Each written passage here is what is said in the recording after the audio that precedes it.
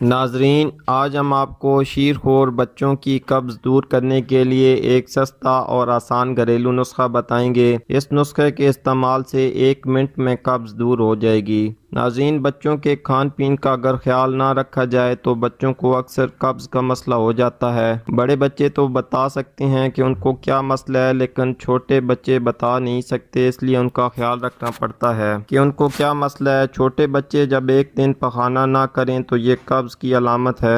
بعض اوقات پخانہ سخت آتا ہے جس سے بچے پخانہ کرنے کے دوران روتے ہیں۔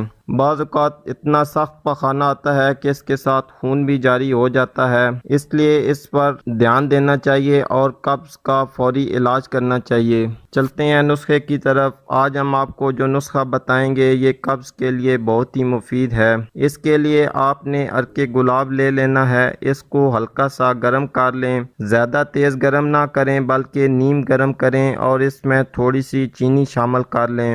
یہ 1 سے 2 چمچ چھوٹے بچوں کو پلا دیں۔ یہ آپ دن میں 3 سے 4 مرتبہ پلائیں۔ اس کے مسلسل استعمال سے بچوں کو قبض کا مسئلہ دور ہو جائے گا۔ امید کرتا ہوں آج کی ویڈیو آپ کے لیے فائدہ مند ثابت ہوگی۔ اسی کے ساتھ اجازت چاہتا ہوں۔ اللہ حافظ۔